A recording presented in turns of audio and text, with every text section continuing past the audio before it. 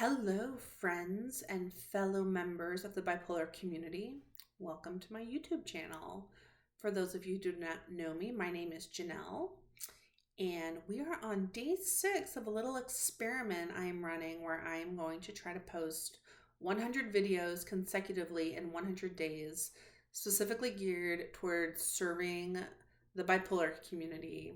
In my effort to just kind of build trust with you, the viewer. And so if this is your first time here, welcome. Just so you know, every time I start a video, I always set an intention and ring this beautiful gong that my friend Donna made me. Sound healing theory says that when you bang a gong, it vibrates into the universe, into space, physical space forever. And so I love the idea of collectively holding a really high level intention and then clearing the air and holding that space and seeing, what comes of it.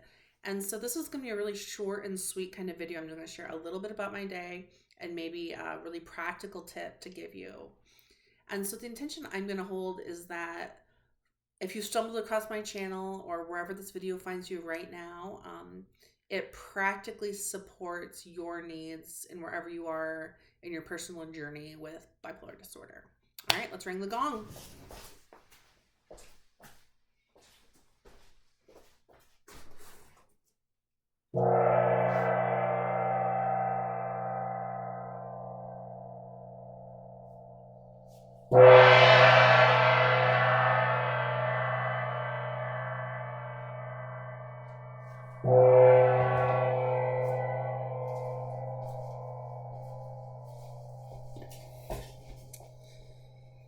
All right, thank you for doing that with me. So I'm not making all these videos about my freeze dryer, but it's a new thing in my life and it's occupying a lot of my time, and it's relevant to my healing journey. So I've shared with you in other videos that I've experienced homelessness and food insecurity in part of my experience with the illness. So I bought this freeze dryer as like this business venture me and my best friend went in on. And one thing that has been so fun is that when you freeze dry, you have excess food and you're preserving it and then you're sharing it with people. And it's just been such a healing way to just have to embrace just abundance in an area that I have at times felt lacking.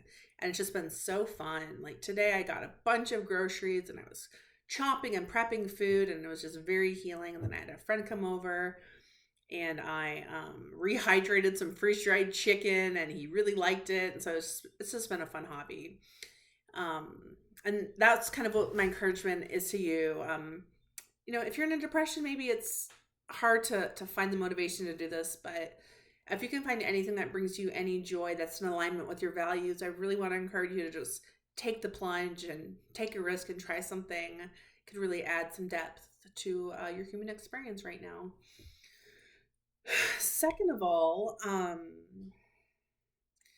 want to share I'm tired. Like it's 8:30, but I was up early and I generally sleep quite a bit. I mentioned this in other videos, and again, I'm trying to keep this one relatively short. In my most recent episode in March, right now it's July. The episode was so out of control, and my life circumstances were so out of control. I voluntarily gave up legal guardianship of my son to my brother and my sister-in-law, and I think that was a really good decision. He's doing really well. And it's actually really interesting because when I really didn't, when I first became pregnant, I became super serious and committed to wanting to be well so I could be the best mom I could be. And I still want that now that I'm not actively mothering on a day-to-day basis, and that's kind of separate, a little bit removed from me.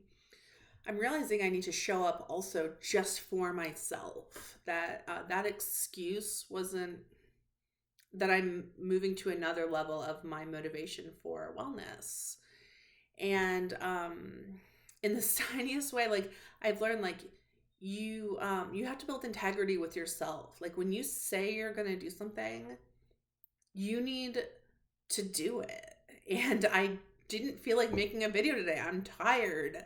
I want to like hop in the bathtub and go to bed. I was like, no.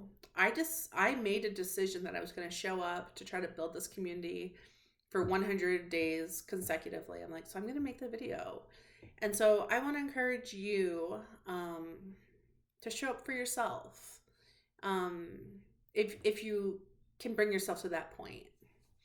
Finally, this is a really practical thing. I'm having people over tomorrow morning, and there's a lot going on. My house isn't totally clean.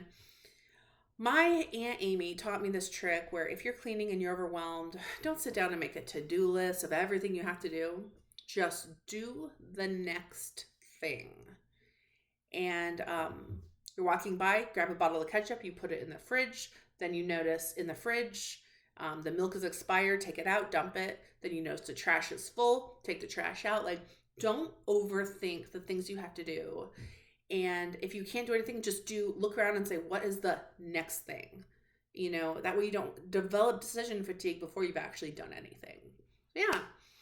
Thank you for joining me today, and I will see you again tomorrow. All right. Bye.